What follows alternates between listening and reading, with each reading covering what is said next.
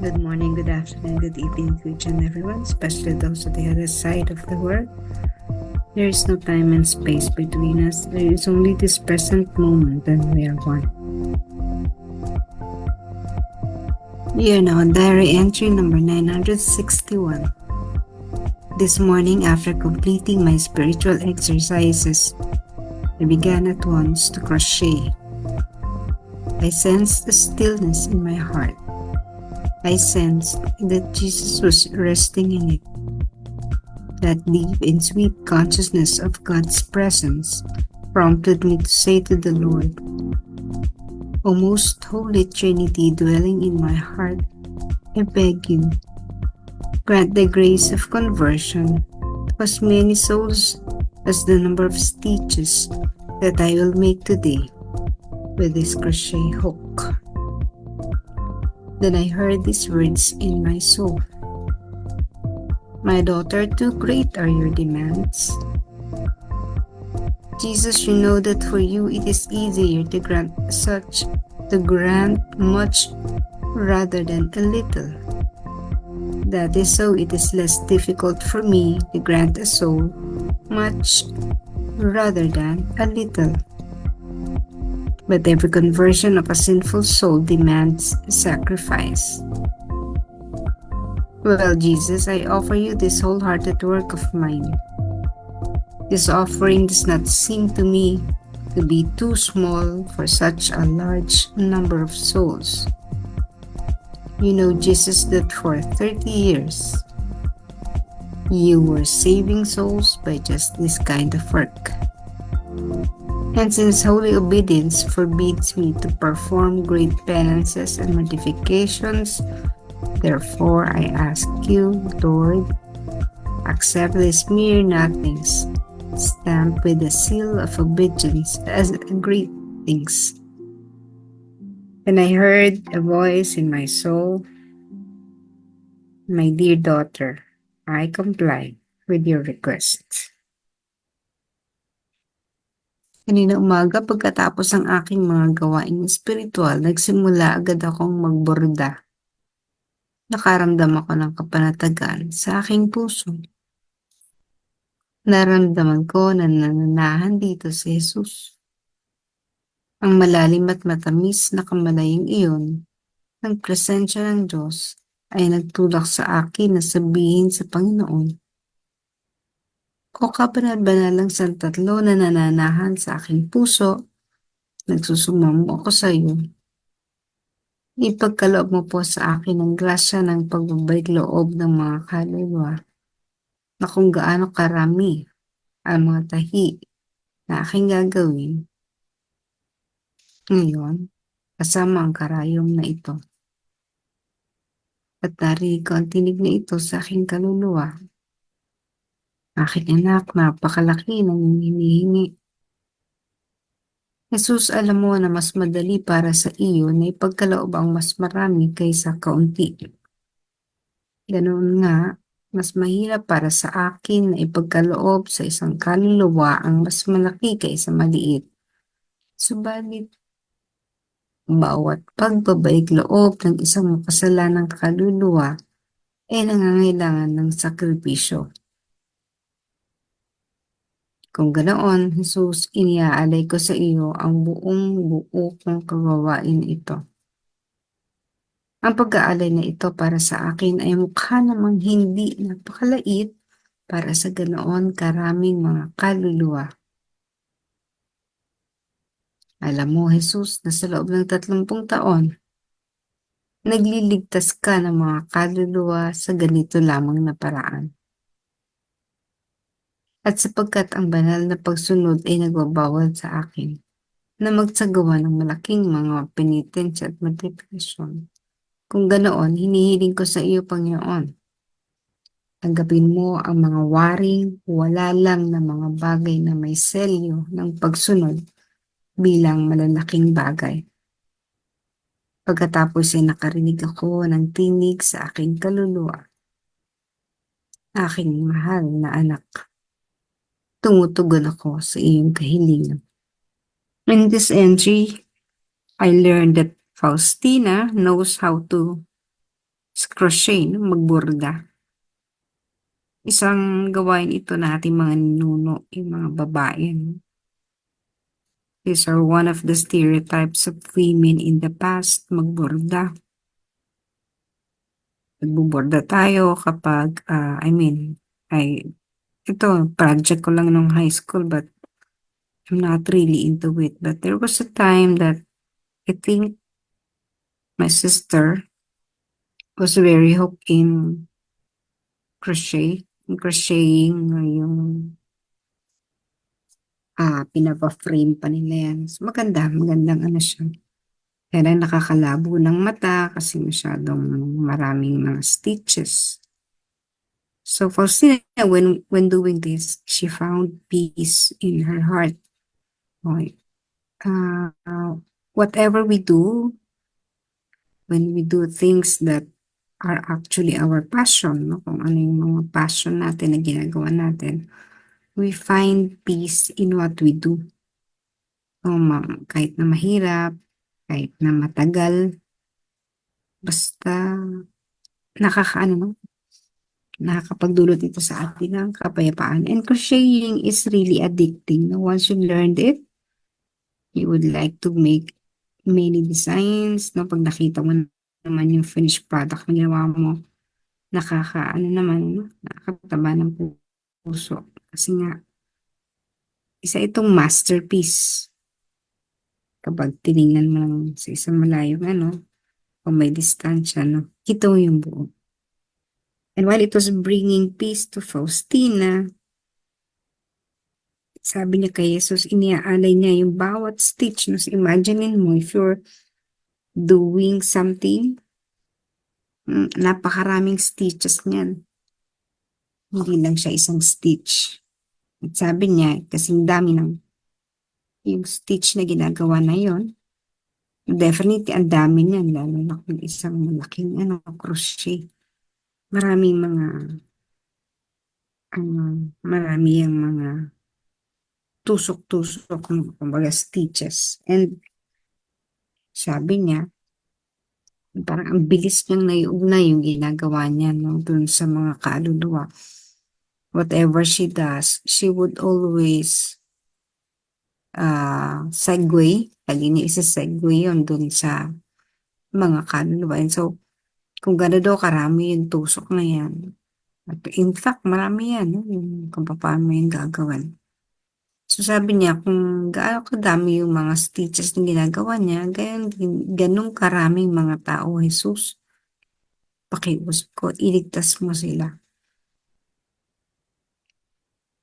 So, imagine, you are at peace, you're doing your passion, doing what you best like, and still manage to meditate on what you're doing. So maganda even if you're just walking, meditate. Yung tawag ko nga doon, walking meditation. So, ano mang bagay ang gawin natin? Maaari natin itong iunay sa ating misyon na pakikibahagi sa misyon ni Jesus na ating na misyon. And that is the mission of salvation. Bakit natin kailangan gawin yun? Because the world is shrinking, ibig sabihin yung mga tao nakalitira dito, palubog sa komunidad ng kasalanan. At napakahirap nito dahil syempre kung maraming mga taong makasalanan, marami ka rin ililigtas. Pero kung nag-iisa ka, kasi ang mga katulad natin, konti lang naman. So when we do things, napakarami ng ililigtas natin, pero ang unti naman natin. So, paano yun? Proportional pa ba yun? Actually, kahit gano'n tayo kaunti, if we would patiently do or contribute to the salvation process, marami tayong ililigtas sa mga kaluluwa. Kahit bago tayo pumanaw, hindi mo natin mailigtas lahat, marami pa rin tayong ililigtas. And remember that this is the work of Jesus. Allow Jesus to work on His own. At yung mga gagawin natin, i-align mo lang sa Kanya para madali na para sa kanya. No? Kumbaga, may mga inialay tayo. Ito, Lord, i-ano mo itong mga kaluluwang to, please, save these souls. Isa lang tayo or tatlo tayong darasal for this number of souls. Kaya-kayang gawin ni Jesus. Pero sabi nga niya, ito yung nakakaano dyan.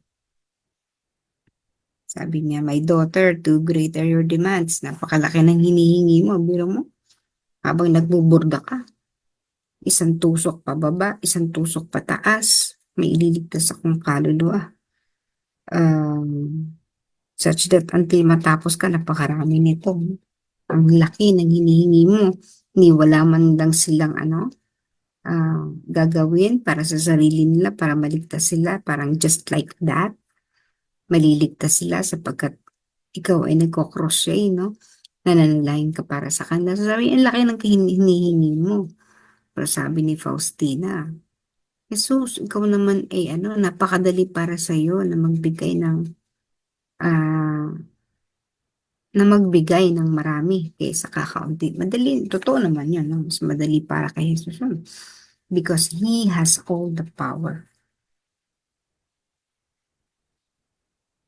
Dahil sinagot yun ni Jesus, no? Kumbaga nagkaroon pa sila ng sagutan. Kaya in the end, sabi ni Faustina, well, Jesus, I offer you this wholehearted work of mine. Kumbaga, yun na yung ginagawa niya, no? Yung cross-stitch or crocheting, no? Yun na yung iniaalay niya. Tinatrabaho na yun. Kasi yan patience, no? Yung magburda. It needs a lot of patience. And it very detailed yan kasi ang liliit. So you're working on details. When you work on details meticulously, yun yung ginagawa mo. Kaya sabi niya, yung kung gaano kahirap yung ginagawa niyang pagsistitch, this offering does not seem to me to be too small for such a large number of souls. Sa kanya, hindi ito isang maliit na bagay. Ginagawa mo naman yun sa loob ng mahabang panahon, ganun yung ginagawa mo. Kung kaya, inialay niya yun, no? Yung kanyang ginagawa niya, Lord, accept this mere nothing, stop with this love of patience as great things. No? Malit na bagay yan, pagbubodaan, kung titignan mo napakaliit, pero tanggapin mo ito, Panginoon, bilang tanda ng aking o selyo ng aking pagsunod sa kanyang kalooban. At this point, wala na nagawa si Jesus, kundi ibigay yung kahilingan ni Faustina. Napaka, para sa isang kaluluwang makasalanan, napakaswerte naman. May mga ganun tao na nagdadasal sa iyo, but if you are that soul, do not rely on the prayers of other people. Let's make it our own work. Sarili nating gawain. Iligtas ang sarili natin. Huwag tayong umasa na may mga Faustina na magliligtas para sa atin.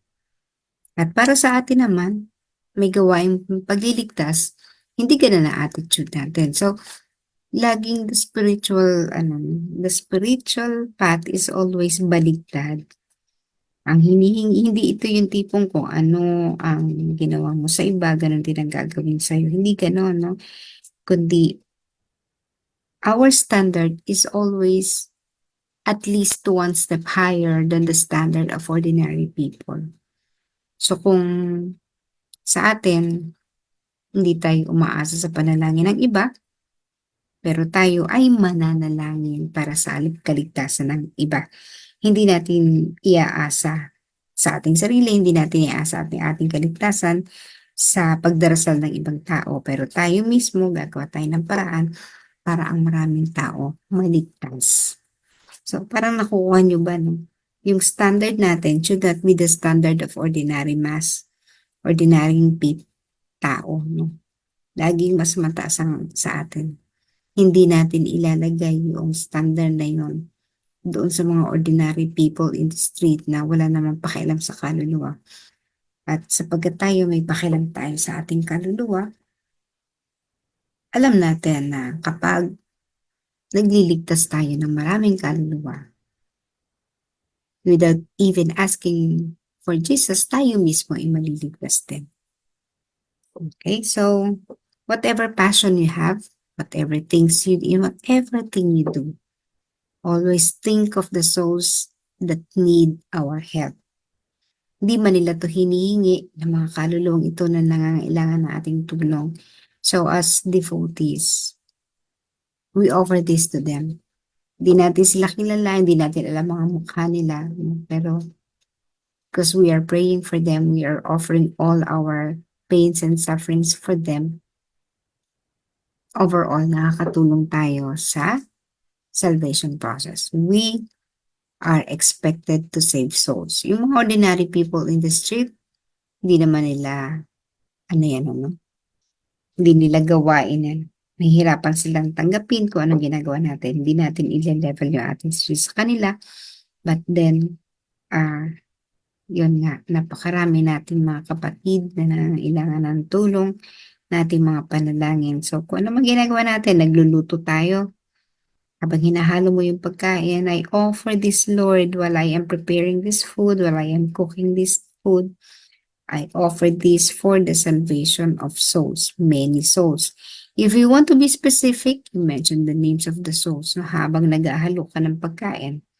Or habang nagpe-prepare ka ng ilulutong pagkain, nandun ka pa lang sa process na nagtatagtad, nagsaslice, babalat ng bawang, sibuyas, ganun, no? You start whatever you're doing by simply offering, Lord, I offer to you all this work that I do today for the salvation of souls. Kung nag-aaral ka naman, no, ganun din, yung paghihirap mo sa pag-aaral, offer this for the souls.